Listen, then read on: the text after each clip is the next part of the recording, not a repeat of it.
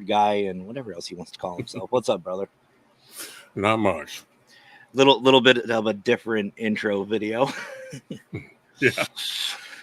No, I'm not used to that. I'm not used to the more like serious. Like I don't know. I like my intros fun and upbeat and like hit you in the face. Let's go, bitch. Let's have some Right. fun. Yeah.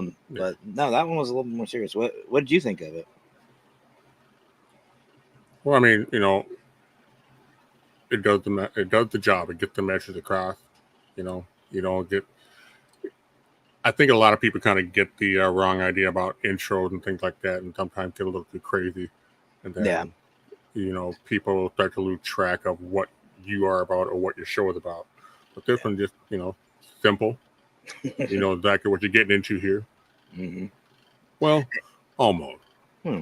Yeah, almost. Some people may not know us that well. Yeah, that's true.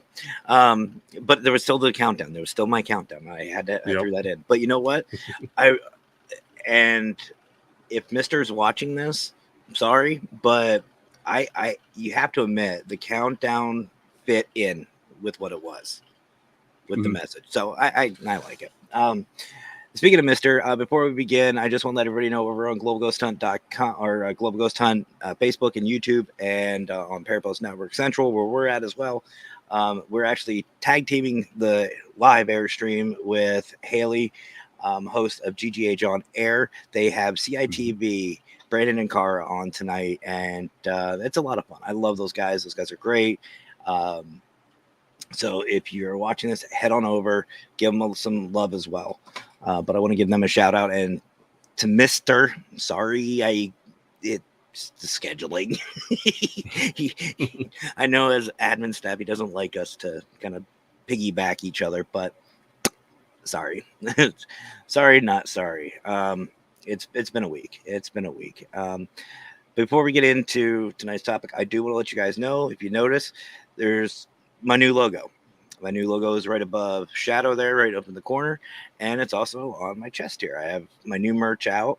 I like my new logo. It's simple. I don't know. Hopefully it's recognizable. I'm hoping it will be. But go check out the merch store. Link is in the description. Go check it out. I have a whole bunch of different, and I'll give Shadow here a sneak peek after the show. But I have a whole new line, I guess, or a whole new batch of merchandise designs coming out. So go check. You'll have to go check that out if you want to see it. So tonight we're here to talk about, to me, a topic that is both controversial, but at the same time not. It's loved, it's hated, it's feared, it's respected. It's both. It's both sides of the field, and that's death. We all deal with it. We all deal with it our own certain way. We all have, and I know you know this, brother. We all have our own ways of dealing with death, and I think paranormal investigators, especially, we deal with it a very different way, very different than what the general populace does. That being said, I want to thank everybody who gave love and support to my family. My uncle just passed this past week. I do appreciate that, and I know my cousins and aunt appreciate that as well. It was quick. I will let you guys know. I wasn't expecting as quickly as it was, but it happened. And honestly, it's been a while. It's been a while since we've talked about death. I think the last time I spoke about it was just after my aunt passed, and that was tough too. But I figured, you know what? Now's a good time. Now's a good time to talk about this because let's be honest. Oh, Joanne's here. What's up, Joanne? How are you tonight? Because let's be honest, brother, there's a lot of that going on in the world right now. And I'm not talking about, I'm talking about death. There's a lot of death in the world right now. And there always is, but the media seems to be more focused on it now. I mean, yeah, we have the Olympics. That's kind of a look over here type situation, but I am hearing a lot more about death, or like we were backstage talking. This is why we were late. Yeah. What happened, the other week with Trump. and a bunch of different things. Even the thing about Joe Biden, Sleepy Man, the Sandman, falling asleep. Uh, Apparently, he fell asleep for a long time. He fell asleep. You mean Oh, here we go. good old Bo Jiden? You know, and it's just I like it when kids rub my legs. Um, I couldn't. Sorry, folks. If you like Biden, God bless you, but you should know better when Aaron and I get together. But no, there was even the thing about him. Apparently COVID took him. I don't know, but there's so much death in the world, and we as paranormal investigators, I think this is a missed opportunity for us. This is a missed opportunity for us to talk to the general populace about death, because we deal with it every time we go out, every time we go investigating, every time we study the paranormal, every time like we go looking for crystals and stuff. We always deal with death. Always. We have more experience in death than anybody else in the world. Think about that. I think we are missing a huge opportunity to speak to the masses about what happens. At least our theories, because let's be honest, nobody knows. What's up, Fedora? If you guys know who Mr. Fedora is, or if you don't know, welcome to the show. This is my brother Scott Morton from WASP, Warren Area Society of Paranormal, and he just got a new bus route, so we have a whole new batch of people to have them sing Wheels on the Bus for him. And hopefully, little hint, we might be seeing you soon, Fedora. Might be getting a bus pass, just saying. He's like a 3-hour drive. I love it. Could you imagine if all of us lived together, like close enough to where it was just a quick day trip? Imagine how dangerous that would be. Well, that depends on what aspect you're talking about. For some of us, it might be a bit of a legal danger. We tend to be a little friendly, I guess. I don't know about you, but I'm Generation X. I come from a day when a good time was going up, getting drunk, starting a fight, and then just have a beer with them later on. Bust them up and buy them a beer. And it's funny. I don't know if you know who Fat Electrician is. If you guys don't know who the Fat Electrician is, seriously, look him up on YouTube. Look him up on hilarious guy, great guy, very knowledgeable about military. He did a really fun little episode of the Seabees. He's not wrong. He's not wrong. We build, we fight, and when we get bored, we drink, and we break stuff just to build it back up. Yep. Or the other way around, we build stuff just to break it. He's not wrong. You're not wrong either, Fedora. But when it comes to how we paranormal investigators look at death and approach it, I think part of it is the mindset that paranormal investigators see death or the paranormal as something that's tangible, whereas a lot of people just look at it from a strictly spiritual aspect, and that it's just some sort of mystical thing. And well, I don't think we could properly talk about death unless we talk about life first. One thing I wanted to ask you, brother, is what does life mean to you? Because you've got a unique mentality about you, and if you don't know what I mean, go check him out. But what is warned? If they're watching this, if they watch my stuff, they know. Right. They're fine. You make the cut. But as far as what is life? I mean, that is that's a question that's always going to be tough to answer because we can't really define life in a general enough sense to be able to apply to everybody.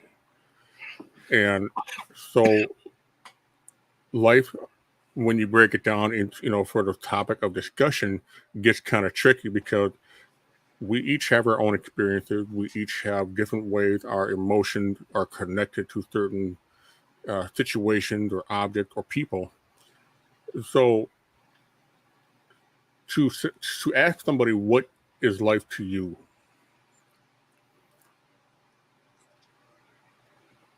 for someone like me, life is it's a mix of struggle. It's a mix of small accomplishments, big accomplishments. But I think the one aspect that makes life have the most value are the people you connect with, because you can have everything in the world, but it don't mean anything if there's no one there to share it with, no one there to, you know, distribute it with or enjoy it. Life, you got to have a connection with people. I agree. I really agree. And to me, if I had to define life in one word, just me, it would be a gamble. Mhm. And because it is, you know, you wake up every day and you're already gambling, and when you leave your house, when you wake up, 90% of us do one or two things. Well, as soon as we wake up, we check our phone, Mhm. see if there's any missed calls. Why? For that reason, just what you said. We've made a connection. We've made a connection with people. Yep. And throughout your course of life, you do things that can either go one or two ways. You can either raise you up or drop you down, just like you said, struggles and everything else. Mhm. But to me, especially with this time, oh, here, joy in life, broken promises. Okay, I can see that, Joanne. And we have crossover paranormal society cops. Oh, cops are here. It's our brother Jonathan Myers. What's up, brother? He's another good one, guys. You need to watch. He's Yep. you definitely need to check him out. And actually, Aaron and I have had a pretty good conversation about him. I did tell him about it, by the way. But no, Jonathan's great. You definitely need to check him out. But And don't worry, he really is that show. yes, he is. He really is. Unless he's at that bridge. But what I've always said is life is just it's a like I said, it's a gamble, but you learn something every day, whether it's about yourself, whether it's about life in general, whether it's about people, you're always learning. Right. And oh, Banshee's here. What's up, Banshee? Long time no see. Love and miss you. Same way with Well, Tony. What's up, Tony? Love and miss you. um, but when it all comes down to it, if you had to boil it up, like I said, it's a gamble. And what I tell people, especially like as a paranormal consultant, one thing I do is I offer like a grievance counselor, or someone loses somebody, I'm there to talk about it. And the one thing I tell people is life in general is like the lottery. If you wake up every day and you go to your grocery store, gas station, whatever, and you play the same numbers every single day from the time you're born, eventually your number will get called. It's a mathematical fact. Your number will be called. And I'm talking every day, 365 days, every day. Every single day you're playing that lottery. Eventually your number will get called. Life is the same way. Death is the same way. When we wake up, that is exactly what we're doing. We are playing that number again. And eventually it will get called. So you're gambling yourself every day. Well, I mean, there's a Now, lot. The one thing that I think is kind of interesting about the idea of the whole gambling, you don't even have to look at it from your own personal perspective, because it was a gamble when a single microbe was introduced into the human evolution that would allow for what they call the brain explosion. yep. It's a gamble that each time the Earth passes around the sun, it misses an asteroid. It's a gamble that anytime our solar system passes through an area of the Milky Way, we don't have a massive collision. Yep. So people, I think, when you try to expand like that, it just becomes one of those things where you're just like, that's when you start to see that life is precious, and Well, it really is. let's talk about even how fragile the Earth itself is. Mm-hmm. If we're in scientists have said this for years, if we rotate even 0.1 degree off of what we're at right now, it could be catastrophic events. Mm-hmm. It could reintroduce a whole new ice age. It could do the other, it could burn us. It could do a bunch of different things. It could end life. Yep. And, that's what I'm saying. Like, it doesn't matter. And, you're gambling on other people. I mean, we'll talk, not to get too in depth, but how many, just from you and me, how many times have we gambled on certain individuals to be there for us, to support us, just to get let down? Like, I saw what Joanne says, life, broken promises. How many times have we gambled on people doing that? How many times have we gambled for the other reason? We gamble on somebody and we end up winning, like you and I, for example, or us and Mr. Laverty, or anybody in this chat. We gamble on those people, and we win. We win. We succeed. They stick by us no matter what. Yeah, we have a little bump, but you learn. Life to me is honestly it's a personal choice. It's a personal opinion, but to me, life itself is probably the biggest gamble that we could ever take. And one thing that's kind of irritates me, that I see a lot of people say and do, and they always talk about this with death. If you can't talk to me while I'm alive, don't come to my, what I mean, don't come to my funeral, saying all this stuff, or however. Oh yeah.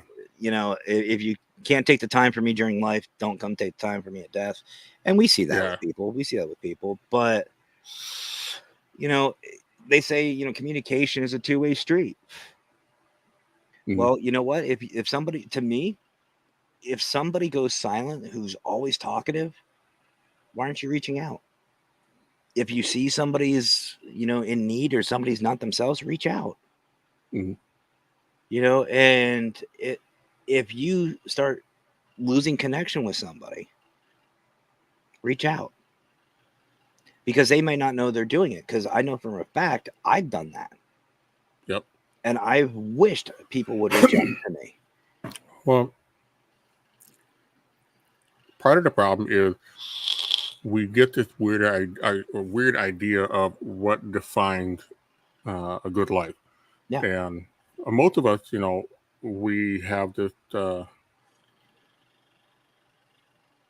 culture that we've grown up in, where you got to have a home, you got to have a wife, you got to have kids. If you got a really good job, if you got a really good education, then you are successful in life. And so we focus so much on that we miss everything else. And by the time we have all that, 30 years has already gone by. Yep. If not longer. And yeah. And so when I got sober and moved to Louisiana, I was down there for 8 years. And after 8 years, I said, no, I'm going back to Minnesota. You know what? Everybody tried to talk me out of it. And I was like, look, I don't want to wake up at 50 wondering what if. Yeah. And had I not come back to Minnesota, I wouldn't have gotten married. I wouldn't have, gotten the programs that I've got to do my graphic design. I wouldn't have, there's just a lot to be said about really being careful where you set your priority, because Mhm. it's not the things you have or the achievements you make that define your life, but it's those moments you have with people and Yep. how you make each other happy. That's what defines the quality of your life, and that's what we miss more than anything. More than anything. 100%. And Mackenzie, the Wicked Queen, and we were just talking about that the other day. You know, Mm-hmm. I celebrated my 19-year anniversary of me raising my right hand and joining the military on the 29th, Right. on July 29th. It was 19 years. And I started thinking about it. If I would have stayed in, I could retire next year. Mm-hmm. I'd have my 20 years in and I could retire from the military. And I started thinking, what if I was still there? What if I was still in the military? But then I realized, and this is what I told her, because she said there was still a chance that we could see each other or we could still be together. I was like, I don't think so. I doubt it. I highly doubt it, because being in the Yeah. Navy, they're not Navy bases here in Pennsylvania. And, I wouldn't have my daughter, one of the biggest blessings in my life. I Right. wouldn't have all this. I wouldn't have the paranormal consultant. I wouldn't have Parapost. I wouldn't have my GGH family. I wouldn't have, like you said, all the things that I have now that make me who I am. And, I'm grateful. Well, let me ask you this: is it those things that you're grateful for, or is it the people that you met on the journey to get those things? Well, see, that's the fun part. I'm grateful for all of it, because I even told her, I said, listen, if A and B didn't happen, I would have never got to C. Right. If I never got out of the military, I more than likely and probably would not have met my ex. Right. Meaning my ex wouldn't have led to me coming back to Pennsylvania. If I wouldn't have moved back to Pennsylvania, I would have never met my daughter's mom. I would have never reconnected with my ex-wife. I would have never done this. I wouldn't have done this, wouldn't have done that. Every puzzle piece, good or bad, has fallen into place to put me where I'm at. And every puzzle piece is a certain person, event, or situation that has led me to exactly where I'm at. Mm-hmm. I would have never, I can tell you right now, and anybody who's been in the military will tell you, if you're a military member, they do not like you doing the paranormal. That's controversial, at least not out in public. Yeah. You get restricted by a lot of that stuff. So I would have never met, like we spoke with Debbie, and if you haven't seen that episode, go check that out, because and a huge shout out to her, by the way, if she's watching. Debbie, I did get those books, freaking awesome, love them. I'll do a review on those on another show. I'll show you guys. You'll love this. But I would have never gotten to the point where I'm at now. And am I? You talk about the financial, the American dream. We all Mm-hmm. have heard about this. I don't care if you're overseas or not. You've heard of the American dream. 40K a year, a house, a wife, spouse. I'll just say, white picket fence, kids, all that good stuff. Let's be realistic. Who has that now? The upper middle class. A Mm-hmm. $40,000 a year job is not going to get you there. No. It's not going to get you Actually, to where that is. well, at least not right now, because right now 40K a year is still below the poverty line. Well, that's the thing. If you growing up, and I know most of us in this room, watching too, you guys know exactly what I'm talking about. Growing up in high school, middle school, as soon as you could comprehend life choices, so to speak, $40,000 was the goal you had to reach. I Mm-hmm. distinctly remember my parents telling me, you need to work hard, you need to study hard, you need to do your best so you can make $40,000 a year. Mm-hmm. Once you reach that goal, you have made it. Your Yep. life is set. Now, like you just said it, $40,000 a year is just above the poverty line. And if you really break it down, like I'm not even making $40,000 a year with my job. Right. The Wicked Queen and I together make $40,000 a year. Right. and we're just on the cusp of 20 an hour. And so that should put in little perspective, folks, on what that actually means. Right. It's and that's sad. That is very sad. Well, I had a friend who was so determined. See, he grew up poor, and I mean, he if for anybody that's in Minnesota, do you know North Minneapolis, which is where the whole George Floyd riot took place? North Minneapolis is a pretty rough place, Yeah. and he grew up there. So when he had his kids, he was determined to make sure that his kid did not live the way he did. Yeah. Which, on the one hand, I think is great, but he was so obsessed with it that he made it a point that everything his kids had was the most current thing, even if that kept changing every 3 months. And the concern I had was that his kid was not going to understand the value of life, of having connection, of what really makes you happy, and it should never be the most trendy or current item. No, and see, that's one thing I want to talk about here, but I want to just touch on what Tanner was saying, which, by the way, if you guys don't know who Tanner is, go check him out. Ghost Hunter Advice, great show. He's got a lot of amazing different podcasts, including writing. He does a lot of writing lives. But basically, 54,000 in the 90s is the same as 104 today. 120,000 households is about the bottom level. Yeah. And I think that's, if I'm not mistaken, that's the nationwide statistic.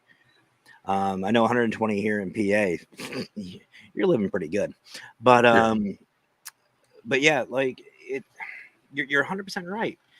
It's not like how we were growing up. When we were growing up, it was the quality. The quality of life was your friends, your family, and everything around you, everything that's around you. Now it's a matter of who has the most this or that or whatever, and if you don't believe me, look at TikTok. And nothing to bash TikTok. I love TikTok. I'll sit there for hours. Right. But who are the popular ones? Who are the popular ones? The ones who have the most money. I mean, there's one guy, and he's funny. I like him. There's this one big guy. I think he's like Arabian guy. He's this skibbity guy or whatever. He just bounces his big ass belly around. Great guy. Nothing against him. Look how popular he is, and he doesn't even say that. He just sits there and dances.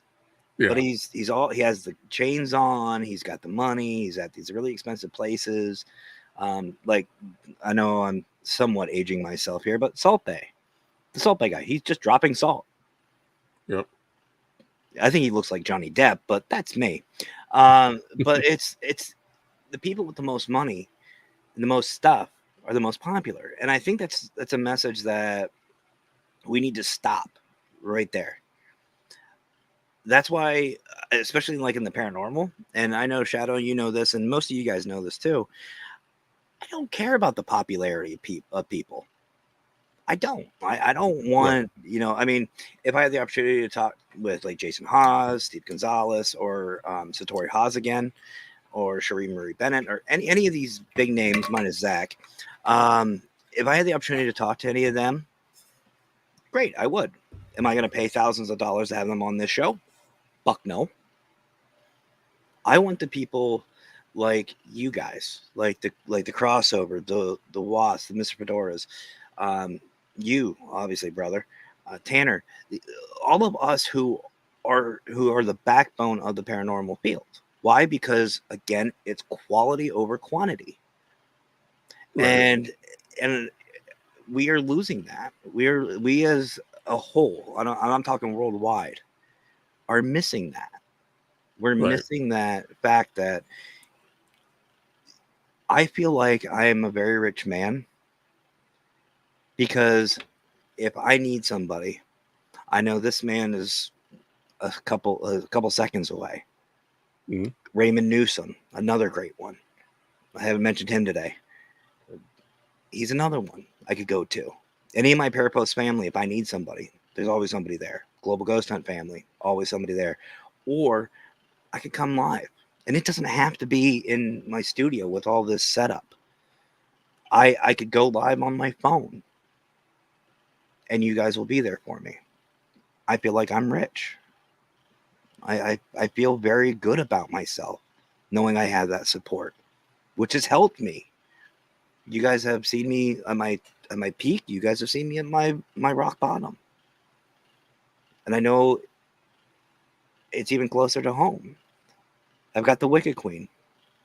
We don't fight. Right. The Wicked Queen and I don't fight. We don't argue. I know we play fight a lot. Like you guys see me annoy the hell out of her, which is entertainment for me. I enjoy that, especially gaming. That's hilarious.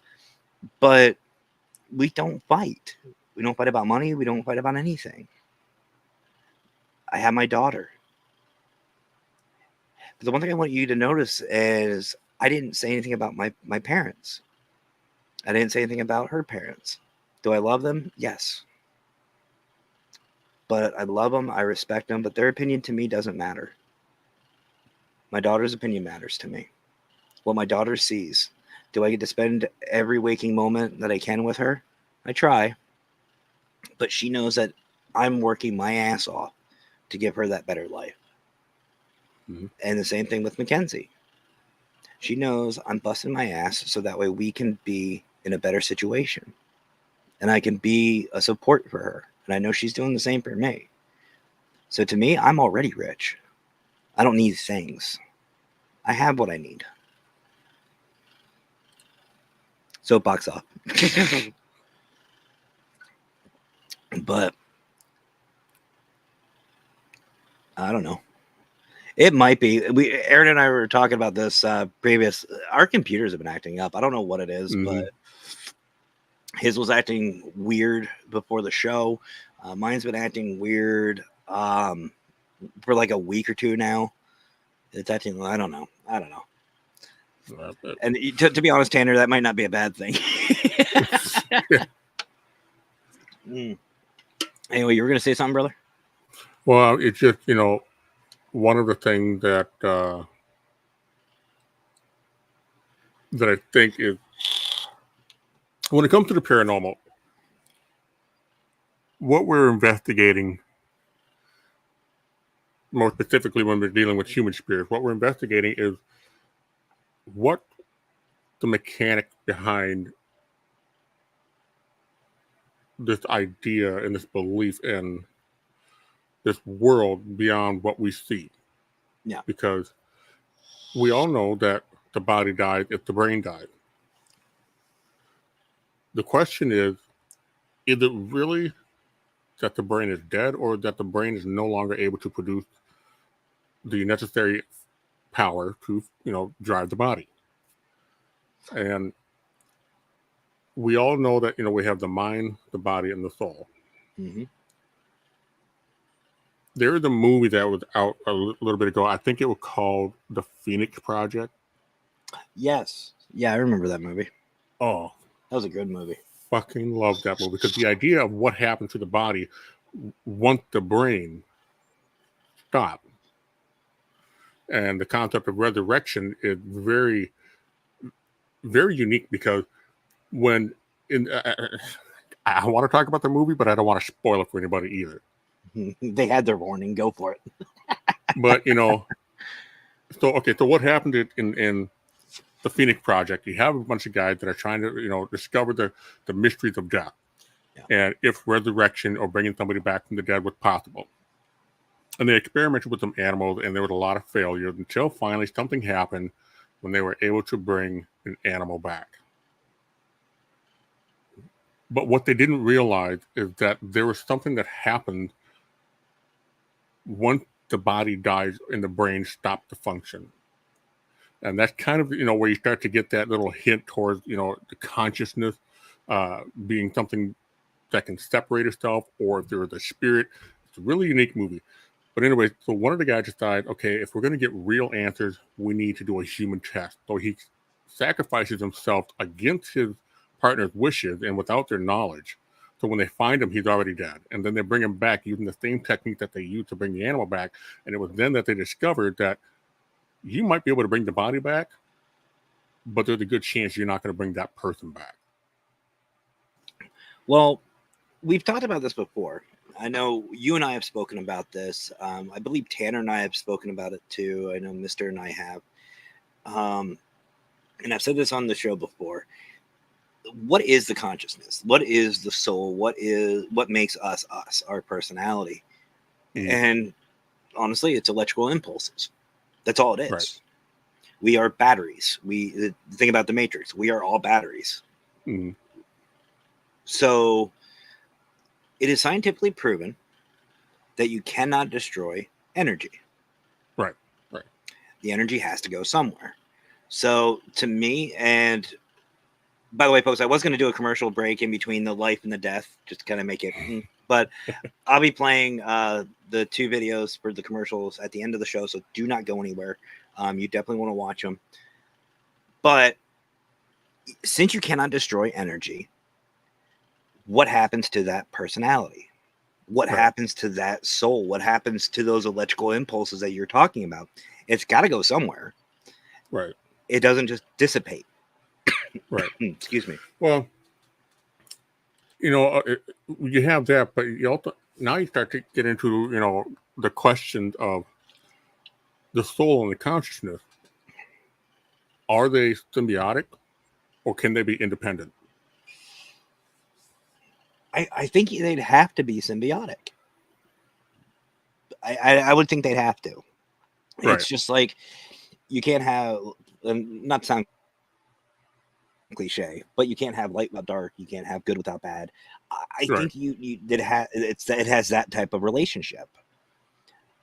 I mean, that's just me. That's just me. And the only reason why I'm saying that is because look at what we study. And I'm not talking about, UFOs or cryptozoology or anything like that. I'm talking about just human spirits, just the ghost hunting aspect of it. And I hate saying that, but it is. Everything that I've seen leads me to believe that it is symbiotic, that they're symbiotic together.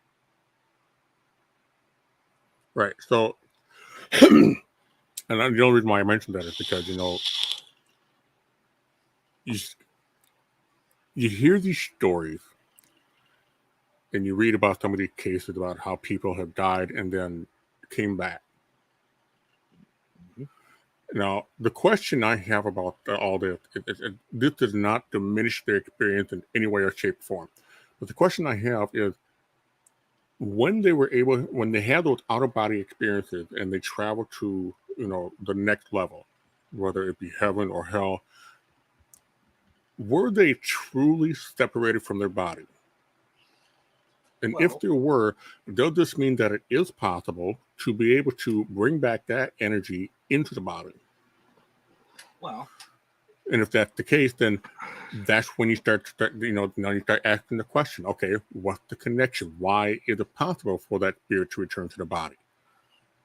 And sorry, folks, if you saw me reaching over, my fan was like right in my ear. It was starting to bother me. It's hot here in studio. But to me, and I base this off of talking, with several people who have had those experiences, including one of our brothers, AJ Capasso, who's talked about this publicly too. I think what these out-of-body experiences and these near-death experiences or NEDs or NDEs that we're seeing in the paranormal field, I think the reason why it's happening is because the body, the battery, isn't destroyed. The energy has somewhere to go back to. It's like a magnet, like the EMF. The battery is still there. It still has some sort of charge. So to me, I think that's what it is. It's like we electrically are designed for this flesh. This is what we are connected to. This is what it is. When we have the near-death experience and we have that moment to where the body is salvageable, that's what brings us back. It's that connection, that tether. And we see this with a lot of astral projections. We see this with these out of body experiences that people have, through meditation and everything else, with that little tether. Because whenever somebody is training to do the astral projections, or they talk about astral projecting, they talk about a tether between yourself and your body. That, to me, is that line. That's the key. That is the link between. And whether we are doing it, through meditation, or, by accident through these out of body experiences, that's exactly what's happening. We have to be in these bodies. When the battery itself is damaged beyond all repair, that is when we go to this next level. That is when we truly die. Right. So with that being said, then what is death really? That is the big question then. That is the big question. Tony says family member and friend both known they died. When doctors brought back a friend, something I felt hot back, family member. Blah, blah, blah, blah. Yeah. Oh, but personally it was not the same. And that's something else too, Tony, that we can discuss, is some of these people that had these out of body experiences, they're completely different. And why is that? And we'll talk about that here in a second. To me, death is just a name. It's just a name. It's a name that we've given to that experience. And I'm just going to say battery because that's what I've started this shit on. When the battery itself, when this capsule is destroyed, it can't go anymore. Then we're like machines. When it's no more, that's that transition. We transition to death. We transition to the next level, to the next phase. And that is what we are studying in the paranormal field. What happens? Why does it happen? Where does it happen? Why? What happens after death? We obviously have that answer. Everybody always says the big question is there life after death? Duh. Obviously, who the fuck, who are we talking to? Right. Anybody who's religious in any stretch of the imagination, that answer. Yes, there is life after death. Anybody who says the paranormal, yes, there is. We want to know why and what happens. Why do we die? Is it just because these machines, these batteries just run out? It's like a vehicle, a car. You can take as great as care of the car as you can. Over time, it's going to die. Some longer than others. That's why we still have antique cars. But to me, it's just a title. Death is just a title. It is the next chapter in whatever this is. Whether you believe in reincarnation, whether you believe in, nothing, you're an atheist, you just lights out. Oh, heaven, hell, it doesn't matter. Death is the title of that next chapter right now. And I think if anything, I think it'll be just like before birth. I really do. I really think it'll be just like before we were born. Whether you believe in past lives or not, we won't remember it. We won't know. We won't think about what we have here. It'll just be a new experience for us. And what we're running into in the paranormal field is there's still a connection. There's still some type of connection, no matter what it is. I don't know. It may be a family member. It may be a twin. I don't know. But there's some sort of connection to this existence. Is it a rift in the realms? I don't know. But we are not going to know that until we move on. And once we move on, we're going to forget about the question. We're going to forget about this life. We may still be able to interact.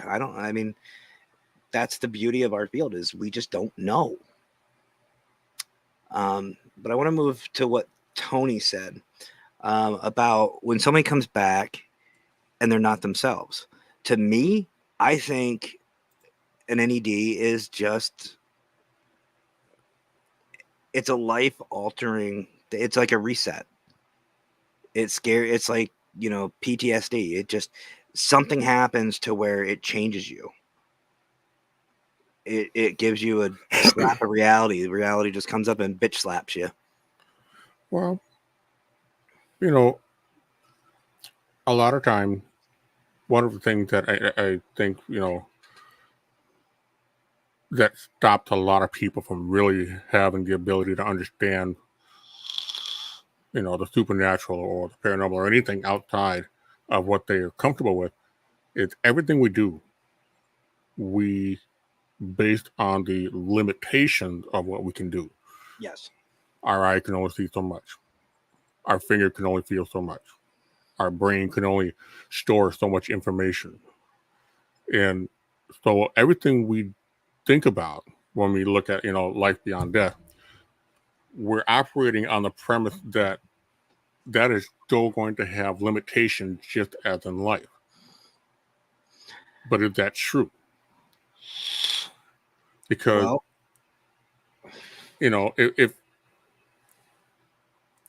if you're leaving this body behind, then in theory or in practice or whatever, you should be leaving your limitations behind as well. you should. And what we're encountering in the paranormal field is the spirit that's still operating based on the limitations of the flesh, that it hasn't quite fully understood the fact that it is no longer bound by the limitations of the flesh.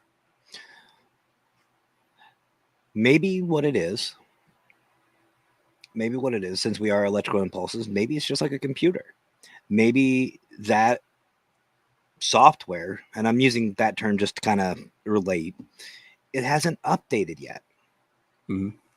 Whether it's, whether it's because of how quickly death came, or because of a traumatic event, or because a life altering thing, maybe the brain or the electrical impulses, the software hasn't updated. It doesn't recognize the fact that it's not here. Installation error. There you go. Bad software. Yeah. got mine got my boom, boom, boom. I got Minesweeper stuck up here. It was be Phasmophobia. But I mean, who knows? And yeah, Tony, you're absolutely right. No one is a professional in the paranormal field. Absolutely. And that's one thing I love about our field is if somebody says they're a professional in our field, they're lying. They are lying. That's when you look at them and say, "Oh, I didn't know that Paracon had a comedy show." Well, it depends if we're there. Yeah. But no, like, I mean, that's just, to me, that's just my thought. And again, it's just my thought. But I just think that it hasn't quite hit yet. It hasn't quite hit because of how quickly it was, because how quickly the change was. Right. Or maybe there's just that much passion and emotion, because let's be honest, even in meditation or anything, think of the strength that the mother would have trying to lift. Like, they say that the mother's strength can lift cars and move mountains because of their child being in danger. Maybe someone's passion to a person, a place, an item, whatever.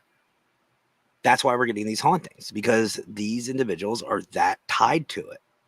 They have so much emotion, that energy they're putting out, and maybe it's just attracted to that location. Like, let's say, I don't know, let's say Granny was, grew up in a house. Grandma's been there her entire life. She's watched her dad build that house. She's lived there, and then she died there. And then she's haunting it. Realistically, if she's put that much love, devotion, and time into that house, her energy, her essence would be throughout the entire home. And I think Mhm. we all know that feeling, going into a family member's home. You just know, it's their house. From the smell to the sights to everything. Like, that's why we get triggered by these. Do you remember in the 90s and they had, the TikToks that have Yeah. those couches still, and you know which ones I'm talking about, the orange and yellow or the Oh brown and yeah. yellow ones? Yeah, the terracotta earth Oh tone yeah. color with a print that you're not sure if it's just a paint splatter or a print. And you're afraid to ask. Yep. But we all know that. And it still happens to me today. Like, I'll walk by somebody or something, I can still smell my aunt's house. I get just that quick flash of my aunt's house or my grandmother's house or whatever. Maybe with somebody having that much connection, that's why we're getting those hauntings.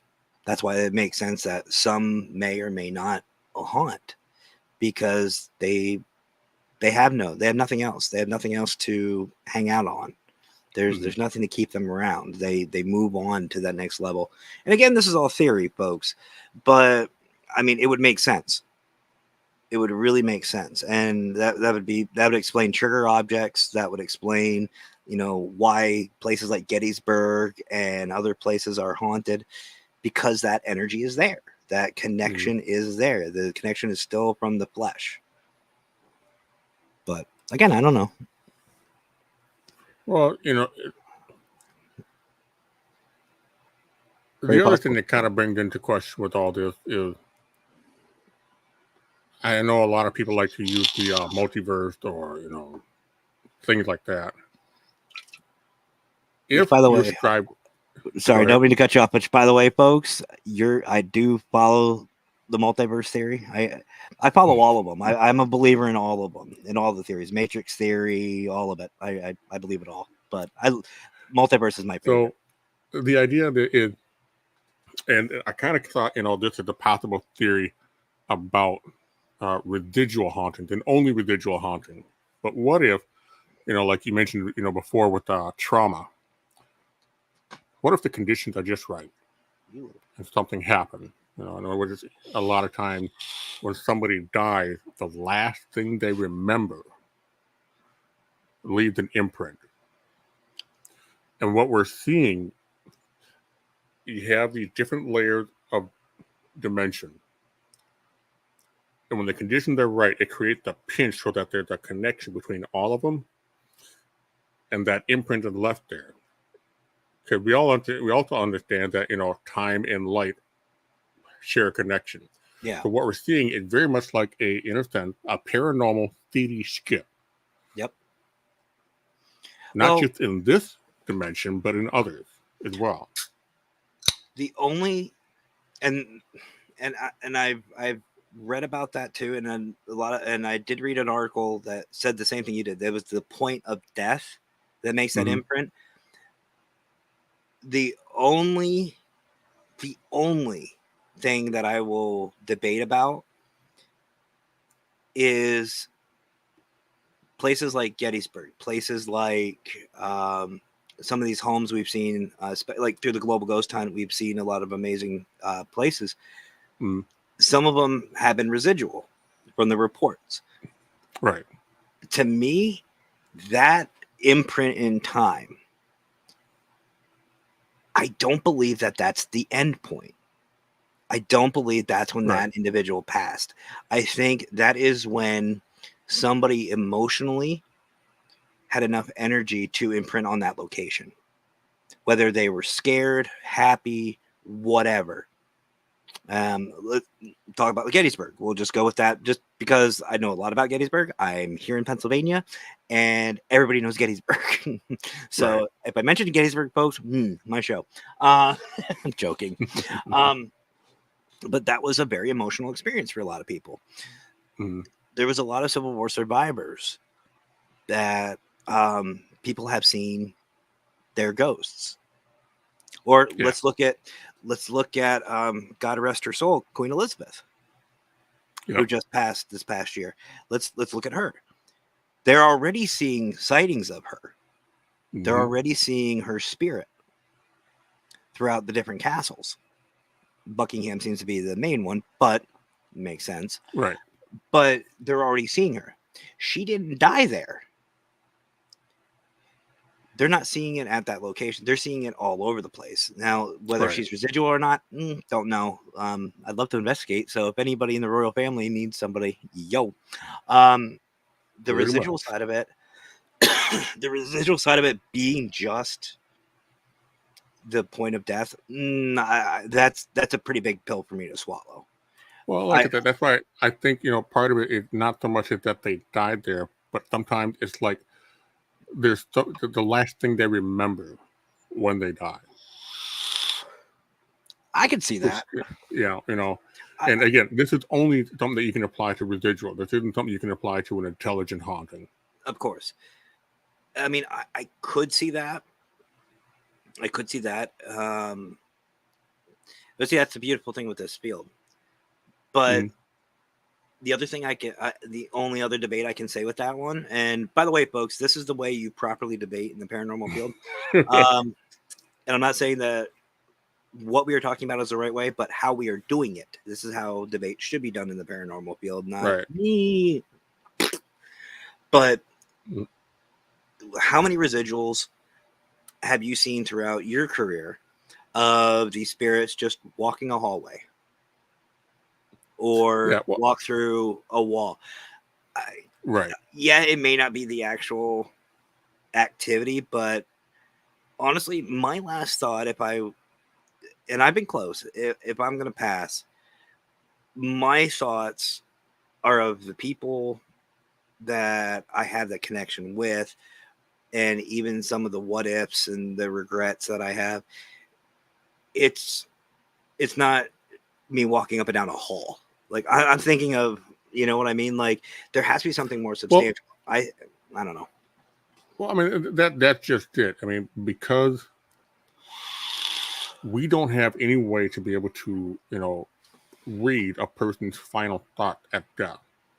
Unless you're in the movie Wild Wild West. Yeah. But I want to try that. That looks cool. Oh, that'd be a little freaky, but yeah. That is a man's head. Yeah. Yep. And I love it. And I love it when they're like looking at it and like, why can't I? Oh, he has turn it upside down. What is that? Oh, he had glasses. Oh. Slap the head. Focus. Just messing around with a severed head. I just only a Will Smith movie can you get away with that. Yeah. Well, that depends on the kind of movie, because The Godfather would pull off a severed horse head. This is true. Great movies, by the way. We need to do one of just fucked up movies. Oh yeah. But anyway, so tangent. Since we don't really know what the last thought of a dying person can be, we don't even know if the person is even coherent once they get to that certain point of, in that transition, crossing that threshold. Mm-hmm. Because the human brain is limited. Yeah. For as much potential as we talk about. So I kind of feel like sometimes once that spirit starts to cross over, the human brain is no longer able to comprehend what the spirit is seeing. So the brain just starts to spit out random thought. So who knows? It might have been the last thought being walking down that hallway or standing at a doorway. If you guys see me fidgeting, by the way, there is a freaking fly in studio and it is going after my legs. So I'm trying to send it over. I'm gonna talk to the fly after this. We're gonna have an investigation, find out what happens, because I'm gonna send it. But yeah, I don't know. Like it's very difficult. It's very difficult to say, and I don't know. Like with the residuals that I've seen, to me, it's more of an imprint. Yeah, it's more. It's more of a something happened in that time that somebody imprinted on that place, and they continued. I just to me, and this is again my thought, I can't see it being the last thought. I can't see it as a death experience. I want to say it's more of a it's more of a just what I said, imprint. It's like a DVD. It's just that's what it is. Well, you It's know what? You're wrong. Fuck this. I'm out of here. I'm out the show. You're just fucking wrong. all right. You know what? No, I get it. You know, that now see that's a paranormal debate. yeah. But no, I mean, I can see both ways. I can see both ways of it. But to me, logically, it's more of an event. It's not the end. It's not the last thought. And I just, and I'm saying this because of, like I said, what I've experienced in Gettysburg, and I've seen residuals in Gettysburg. I've seen soldiers marching. They have no clue what's going on around them, but they still march. They still wander around, do what they do. They've got no clue we're there. I can't see that being someone's or even a group of people's last thought. Right. I don't know. Like, to me, it would be of home. It would be of, like, especially in that situation, you'd want to start thinking of home.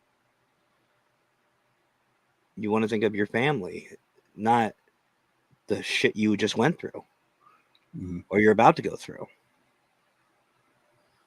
But then again, that's the theory. That's what's beautiful about it. Now, Tony's talking about the intelligence side of it. And I've seen this too. The movie Others, kids and mother continue their daily routine, not knowing they are dead. I've seen that too. And see, now this one's tricky because I know we've ran into this in the paranormal field too. Spirits don't know they passed on. They don't know they're dead. We spoke about this earlier. Now, there's a huge difference though. There's a difference between whether it's a residual and intelligent. If they're interacting with the environment, kind of obvious, intelligent. If it's like we said before, it's like a CD skip or a DVD skip. It doesn't know you're there. It doesn't care you're there. That's the residual side of it. But there again, begs what we were just talking about. Yeah, I mean, I think they're the difference between repetitious behavior and residual behavior. Yes, 100%. It's like an energy from an action movie. So yeah. What the hell? I got a bunch of different pop-ups. Sorry about that. Oh, shiny. No, Norton. I just got Norton, not Scott. The Norton virus protection. See, Morton. You know. Yeah. Anyway, and it's throwing me a whole bunch of different pop-ups. Oh, you can subscribe to this. Go subscribe to that. No, fuck off. There's also an idea that we're seeing into the past. Very true. Like 2 or more points in timeline touching. Of course. That's something we were saying. There's a whole bunch of different theories about this, and who's to say who's right or who's wrong? There's no everything in the paranormal is theory. But I think Tony, what we're saying with the repetition side of it is, I think that aspect is just like what we were talking about earlier with their morning routine. We don't think about it, or driving to work. Driving to your job after you've been there a year or two, you don't think about the drive. You don't think about, okay, well, in 200 feet I have to turn right. No, you just do it. It's instinct. And I think that's the repetition side of it that we're seeing in the paranormal field. And if it's an intelligent, it is just going through its daily routine. It's just doing what it always does. It's going through, it's making, cookies, it's doing this, it's doing that. It's whatever it did in life. It's just going through the motions. The only difference is it's noticing change. It's noticing the change of you being in that environment. And that's where we find our intelligent haunts. Even if and I've ran into intelligent spirits that didn't know they were dead. And I'm sure you guys have too out in the field.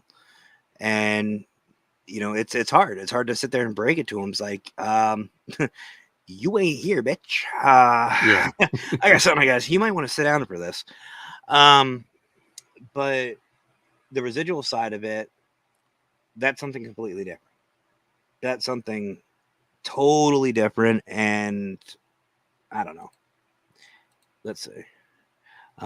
They could all be right. Exactly. One thing at one location. So yeah, 100%. I've even seen some locations that have both residual and intelligent haunts. Mm-hmm.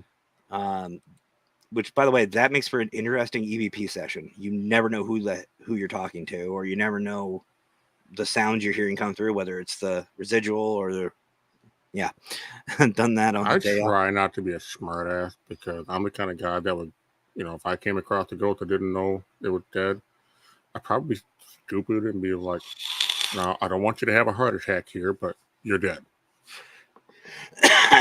Oh, I've told them flat out. I mean, look at the USS North Carolina. Yeah, you're dead. What are you gonna do? Yeah. But no, I've actually told spirits, hey, you ain't here. You know, um, it is tough to be on that side of it, but at the same time, it's kind of like, how do you not know? I mean, look at the movie. And one of my favorite is, I think it's called Ghost Town. I think it's what it's called, Ghost Town. Where this guy starts seeing spirits, and he gets followed by everybody. Like, one of the spirits realizes that they can see the spirits. Did this have Michael J. Fox? No, it wasn't Michael J. Fox. It was. That one was. This is gonna piss me off. I'm gonna find it. Um, give me a sec, folks. This is one of those that's gonna bother me. Movie where the one I was thinking of was Fright Night. I think it was where Michael J. Fox played a paranormal investigator or a private investigator, and he starts seeing ghosts. It even had R. Lee Ermey, Gunny Sargent in it. Yes, I know which one you're talking about, and you know what? I haven't seen that completely through, and it bothers me. But no, here this is. I think as far as movies are concerned, this is probably one of the more accurate depictions on what might be. This is the one, Ghost Town. Okay. This is the one, and if you haven't seen it, you have to. You absolutely have to see this movie. This is, if you're a paranormal investigator, to me, you cannot sit here and say that you are one if you haven't seen this movie, because it makes sense. This guy's full blown prick. I'll just give you the short version. He's a full blown prick. Has a near death experience, just what we were talking about before. Mm. And next thing you know, he can see spirits. Even better than that, he can communicate with them. They act like physical beings in front of him. But it's a great movie. If you haven't seen it, go watch it. Ghost Town. Great movie. But I don't know. Like, to me, I think it depends on the situation. Right. It 100% depends on how did you die? What were the circumstances? Were you surrounded by loved ones? Weren't you? Which would make sense why, not every family member is haunting, your family, your home, the relatives. Right. Now, I will say, folks, that I do know that it does trend after somebody passes away. Within, for some reason, it's always 2 weeks. Within a 2-week time frame, they come back and they give you subtle hints, letting them know that they're okay. They will come back for that closure. I do know that. I've experienced it myself with my aunt, with my grandparents, with my uncle, and even studying this field. People have told me this. But I think if you have that closure, that's when you can move on. It's that imprint that we were talking about earlier. You're severing that last tie once you get that proper closure. You were going to say something. Sorry. Well, no, I mean, that just that's something that you see a lot in like murder cases or things like that. When someone moves on or doesn't move on, when someone is trapped because they haven't been able to bring in closure, um, that's where you start to get those.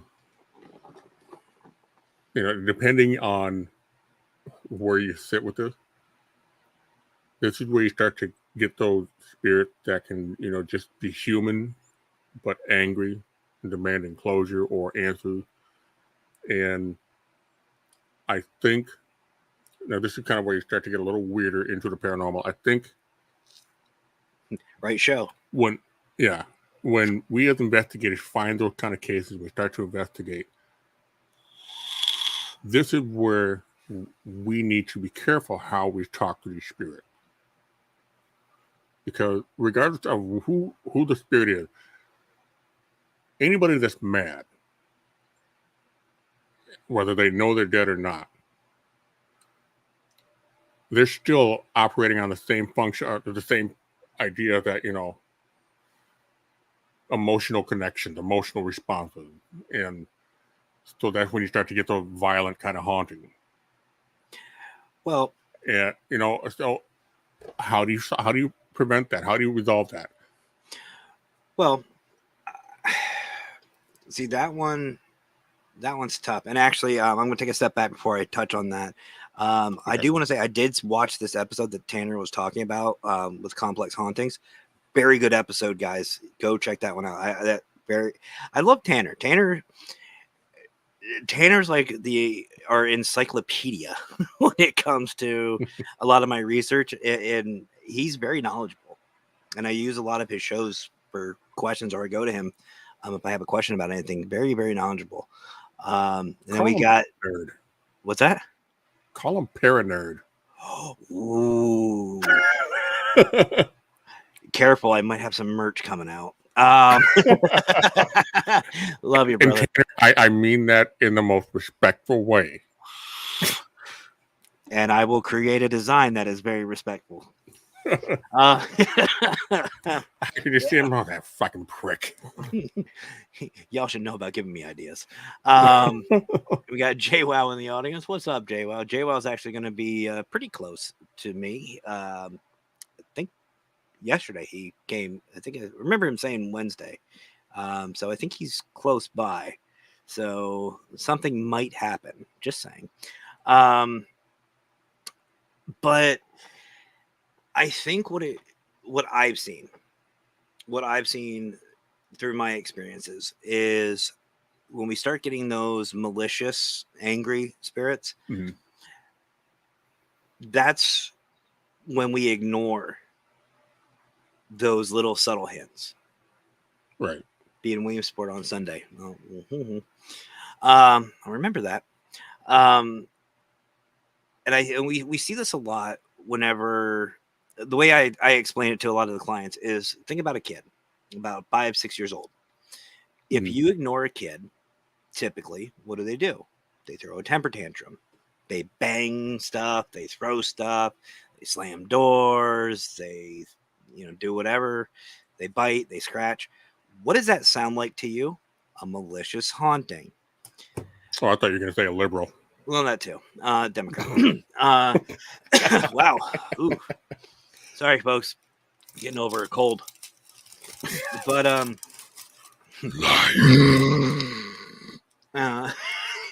sounds like Joe after not having his nap. But what I think what happens is when we start ignoring these spirits, we start ignoring these little subtleties. They get angry. Right. Mm-hmm. They want to move on. They want to relay this message. They want that closure. But when people ignore them, they start lashing out. And I think that's where that goes in. Now you got to be careful that, the difference between malicious and non-human and all this stuff. You got to be careful because there's a whole bunch of different things. But what we're talking about is the malicious, intelligent spirits. I think they're just frustrated because I've gone in there or my team's gone in there And we've done an EVP session and it stopped. They got their message across. We helped them get their closure. We helped the families get the closure. And everything's fine. You don't need to do a whole blessing. You don't need to run through the house with sage, screaming like the Olympic torch. Just no, you don't need to do that. Just a simple conversation. Just a simple conversation. And every time I go out, I do ask the spirits if there is anything that you want to relay to somebody in this plane, in this world, or if you want to say something that you've been holding on to, now is your chance. I'm giving you that opportunity to say what you've been wanting to say. Please let me know. This is your chance, your opportunity. And it is, every time I say that, by the way, it is so hard to break out into Eminem. But it's like 8 Mile just starts flashing through my head. But but I give them that chance to say whatever they want to say.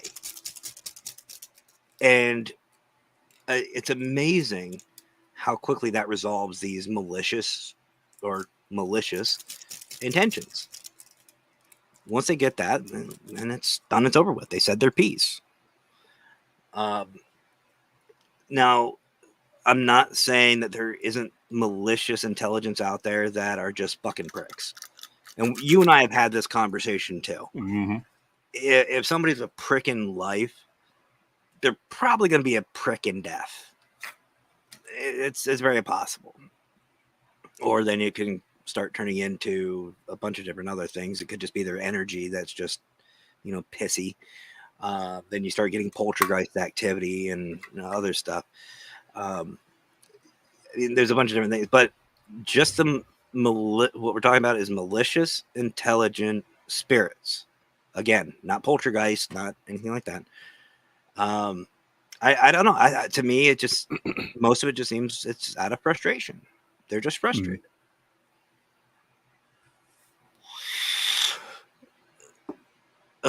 Sorry.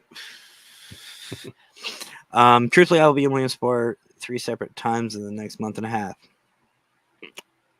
Only an hour away, just saying. But one thing, though, and this is kind of one of the most, I've said this, and this is probably like my 4th or 5th episode on death. Which, by the way, this is the first time I've actually had a co-host for death, I think. I want to say this is the first one. So, but one thing that I really feel like that us as paranormal investigators, we have it easier. We have it so much easier when it comes to death. It hits us differently. And I'm not talking individual. I'm talking as a whole, as a paranormal community. It hits us different. And I think it's because of not just religious backgrounds. It's because of our experiences in the field. Again, we know there's something else. Does it suck that the physical body isn't here? Yes. But at the same time, and I've said this numerous times, I'm jealous. I'm jealous of those who have passed on. I'm not saying I'm going to go out and do something about it. Facebook, YouTube, I'm not doing that. So don't block me or cancel me. But they have that answer that we are looking for. What happens? What happens? Why does it happen? They know it. Or they have a better idea and understanding on what happens than what we do. And to me, I'm jealous. Right. But what it just comes down to is whether you're going through a passing, whether it's today, past week, past 2 weeks, past year, any death that has created some sort of sting. Remember 2 things. Number 1, you're a paranormal investigator. You know better. You know better. You know that isn't it. There's something else. There's something else. So take solace in that. And the other thing I want you guys to take out of this too, and whether you're a paranormal investigator or not, if you really focus on that individual, you think about all the times you spent together, all the joys, all the holidays, all the good things about that individual. Try this. Sit down in a room by yourself.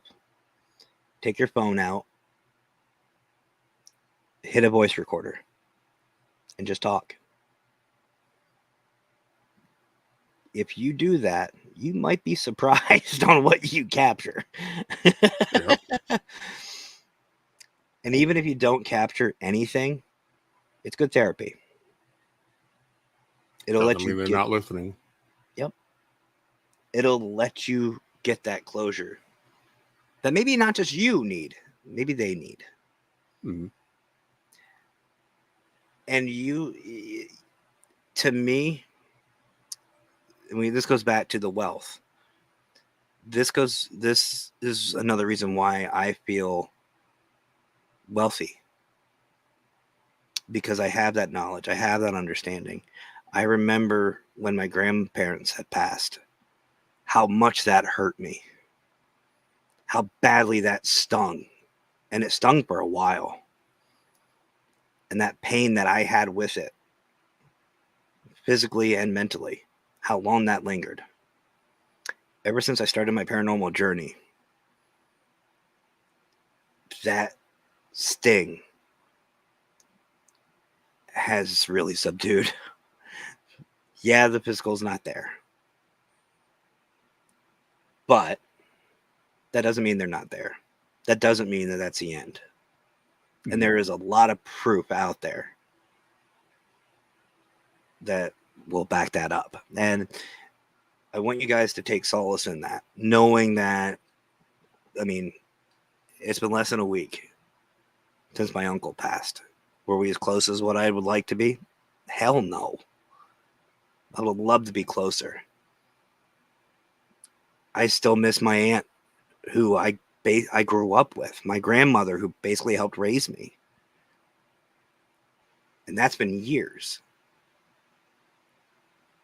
It still hurts. But I know I'll see them again in one way, shape, or form. And I know if I really concentrate and really sit down and think, they may even show up. Now, with one of my buddies who passed, I don't want him to show up because he starts messing with stuff. He's like us. Which, by the way, I still have my list of people that I'm coming for. But the main purpose, folks, of this show, of this episode, is to let you know that this is not the end. Death is not the final. Death is a title. Death is just something that we've given a title to. You can call, I mean, if you really think about it, we talk about reincarnation, right? A lot of places talk about reincarnation and everything else. If you leave this body, this battery, and you move on to whatever is next, to me, that's reincarnation. You're being born new. So I take a little bit of joy in that. The consultant will be living on. There's more to this. Y'all ain't getting rid of me that easy. But at the same time, it's the same way with everything else. It's and everyone else. There's something else out there. When you start thinking about it that way, death really doesn't have that big a sting anymore. If anything, it just frustrates the hell out of me because nobody wants to tell me what happens, fuckers. Right. And all the spirits I've spoken with, the best I've gotten was from Mr. Thomas Whaley, who just said it was cold. I even asked, what happens? What happens when you die? Not a freaking response. I'm like, you motherfuckers. Maybe they can't tell me. I don't know. Who knows? You're absolutely right, JWoww. You're absolutely right. If I die tomorrow, I'm coming back Oh God, I can think of other things besides the fedora. But I don't know what's your overall take though. If you had to sum everything up, brother, as far as death. Well,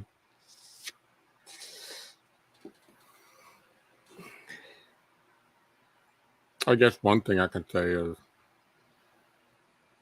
we need to stop looking at death as something that's evil, because death is neither good nor evil. It's just simply a purpose. It serves a purpose. Yeah. And while you have the opportunity, instead of trying to focus on being happy for a future that you are not guaranteed, try to find something that gives your life meaning and happiness today. 100%. And I'm not saying don't prepare for the future. I mean, just don't let your future override the moment. No, 100%. And like I stated earlier, and I've said on these other episodes of death I've done, death is to me like the lottery.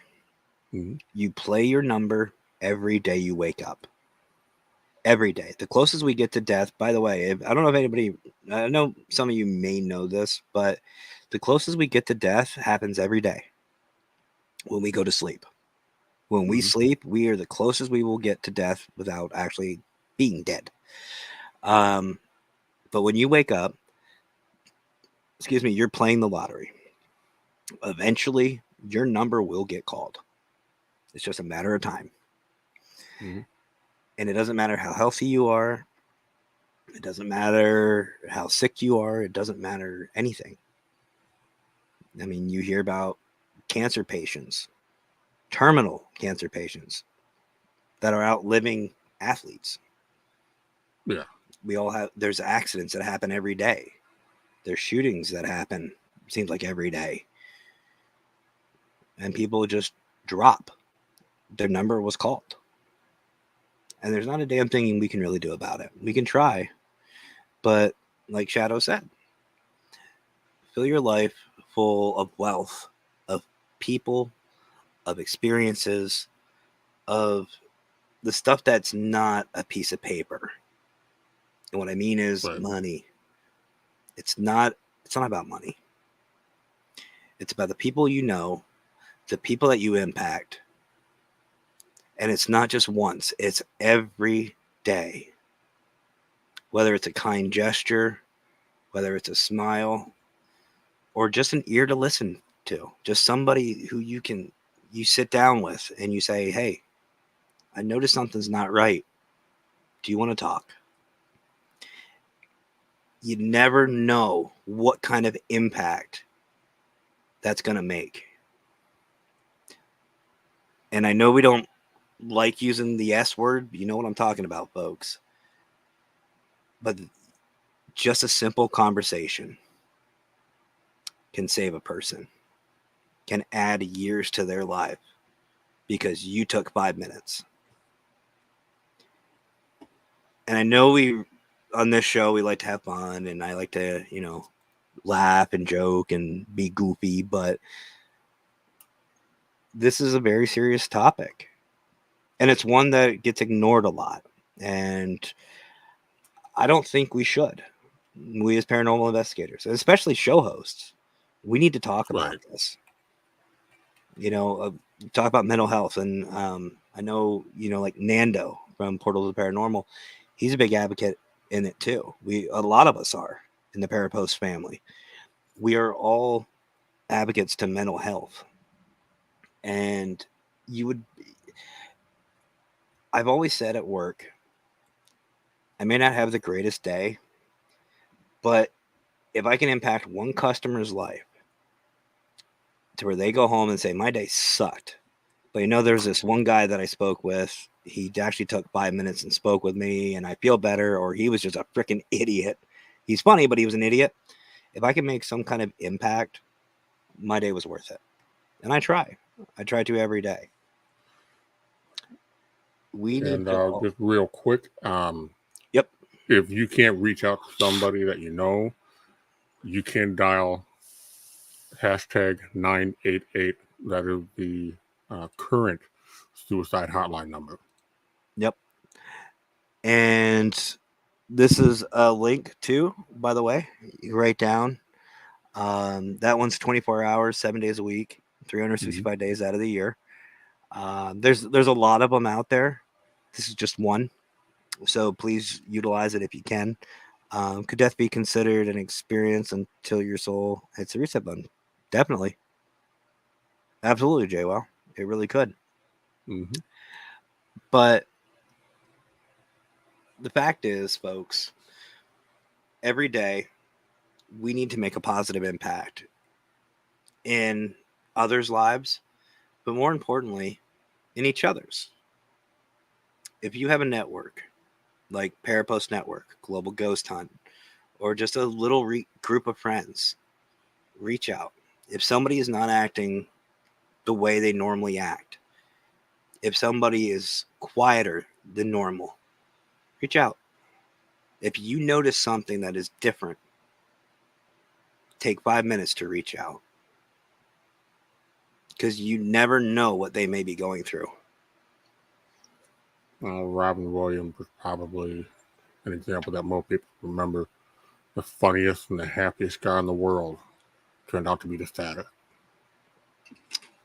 And it's funny. No, not really, but hindsight's 2020 in this one. The signs were there, and we all missed it. He had every symptom, and you could see it in his movies. You could see a huge difference from, say, like Mork and Mindy to What Dreams May Come or World's Greatest Dad. World's Greatest Dad was, to me, that was the big red flag. Right.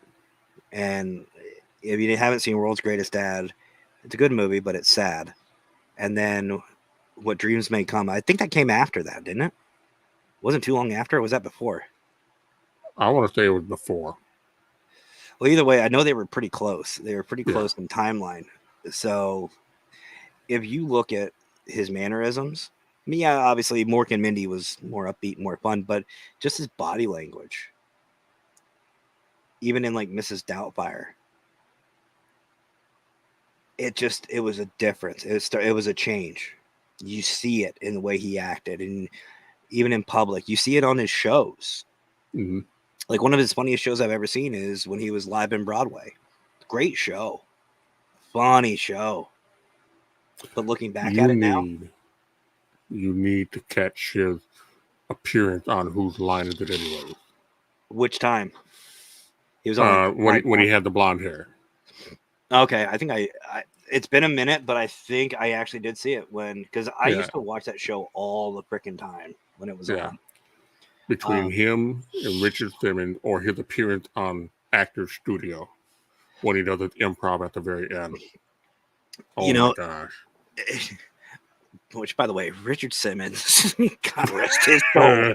Yep. Fucking amazing on Whose Line Is It Anyway? Especially the jet ski. Oh, I could not stop. I don't think, if I remember correctly, everybody on that stage was dying. Everyone except Colin, I think it was. Colin was just like straight face, and he was just right into it. Just everybody else was dying. I know I was. Committed to the craft. Oh, well, witchcraft. Which one? That's the anyway. But the point is, folks, is let's do our best to make a positive impact in everyone's lives. Let's make everybody wealthy by having a hell of a support system. And I know you guys can do it because you've been in there for me. You've done it for me, and I appreciate it. I really do. I appreciate all you guys, and I mean that wholeheartedly. Before we go, brother, you have anything you want to say or give a shout out to? Well, I'm not sure how this is going to come off, but I did have to put an end to Breakaway Media and The Irregular American and a few other of my projects. I am down to just that weird show, and I'm going to focus more on that. And I do believe I am working on an episode. I'm trying to decide which one to pick, so you'll just have to, bear with me until I release the flyer for that, as well as From the Wild, which I do with Neil Mao, and our last show, which was about the differences between the Catholic Bible and the Common Bible or Lutheran Bible, and that one actually did surprisingly well. So we're going to do a part 2, and that'll probably be in the next week or so as well. Ooh. I'll be there watching because I saw most of part 1. I was going into work, but it was a good show, real good show. But yeah, guys, go check out Shadow, see what he's got going on. Always a fun time and always random. I will say that you never know what's going to happen with your shows. I'm the kind of fun random that at least won't make you wake up and have to take the morning after pill. Maybe that's still a rumor. But I want to give a huge shout out to our sponsor, Health Empowers You. Great. You'll see the video here in a little bit. I got a video for you guys, so stick around. But Health Empowers You, guys. I actually feel so much better now that I've started using the recipes. I actually did. I bought the recipes live, and I haven't regretted it. I actually feel a lot better physically and mentally. I feel a lot better. Go check it out. Go to healthempowersyou.net. I got it right this time. And use code PC05 to just show some support for me and let them know that you're listening, or use Shadow's code. I don't remember yours. I'm sorry. TWS05. That's right. Because I remember trying to think TWA. I think I'm actually a couple of IQ notches above that. So. But go check that out. Use one of the 2 codes, TWS05 or PC05, all caps, for an even better discount. It's already discounted, and then you basically get a cookbook for under 10, or a whole recipe book for under $10. It's insane. And there's always new products that are going to be coming out, like teas and coffees are going to be coming out. I know there's some food coming. There's a whole bunch. Go check it out, healthempowersyou.net. And again, huge thank you to them for sponsoring us. And also a huge shout out to our Parapost family. Much love to those guys. Always a great time on Parapost Network Central. If you haven't seen Parapost Network Central, you're missing out. You're really missing out. Go check it out. It's right up here. There goes my hand. Right up there. Go check it out on Facebook. My microphone's right here on the green screen. It's cool. But go check it out on Facebook. Just Parapost Network Central. You can find it. Look for Para's logo. You'll see this show. You'll see Shadow shows and a bunch of amazing other great shows, including GGH on Air, which again, if Mr. you're watching, sorry. Kind of went in tangent. But go check it out. They had Caught in the Veil, CITB on tonight. Great group. Brandon and Cara are amazing individuals, and love them both to death. And Haley is just Haley would fit in great with you and me. Like Haley is Haley. I want to get Haley, you, me, Raymond, and Mr. on a show. I want all that in one. Look. Brian has been nice enough to have us on Parapost. Let's not fuck with that.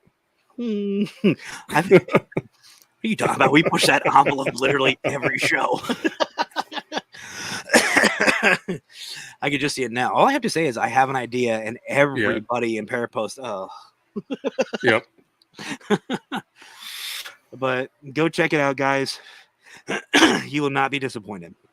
And again, a huge shout out to Global Ghost Hunt. You guys don't know what Global Ghost Hunt is? Welcome to the show. 2 amazing 10-day events.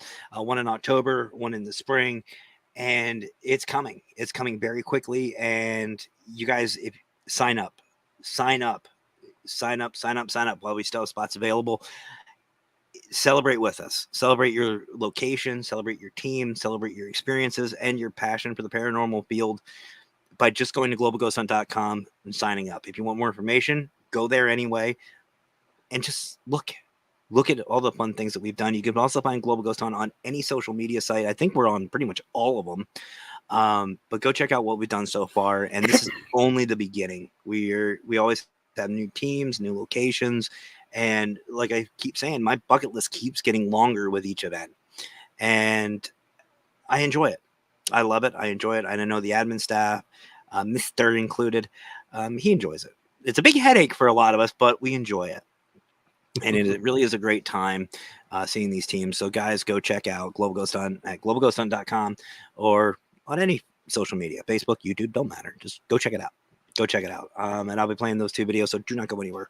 But I want to thank my brother here, Shadow, for coming on and talking with me about death because honestly, I couldn't think of nothing against anybody, but I couldn't think of anybody who would do it justice like you would.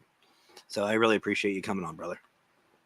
Well, thanks for having me on. And you know how it is. Anytime you got an idea, well, let me rephrase that. Yeah. Anytime you got a topic you want to talk about, there it is. Hey guys, I have an idea. Shit. Yep. If you don't know what we're talking about, go back and check out some of the paranormal gaming, which, by the way, right. Shadow and I have been talking about. We are going to get back into Paz. We are going to get back into Planet Crafters.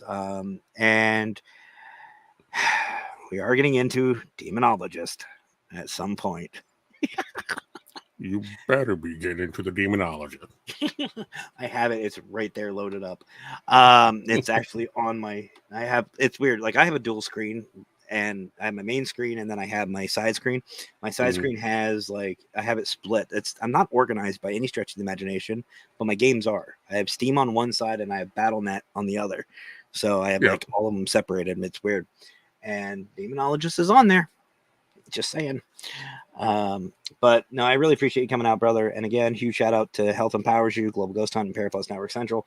Go check them all out, guys. And again, go check out my new merch. We have new designs coming out with my new logo. Wicked Queen's got some new stuff. Go check it out. Paraconsultantstore.com. Links are in the description. And go check them all out. Go check out all the links. So, all right, guys, I think that's it. But do not go anywhere because, like I said, I've got my commercials videos as my outros today because we got into a very deep topic. So do not go anywhere. Check it out. But other than that, I think there's only one more thing left for me to say. Y'all have yourselves a great rest of your night. Have fun. Stay safe. But as always, guys, happy hauntings.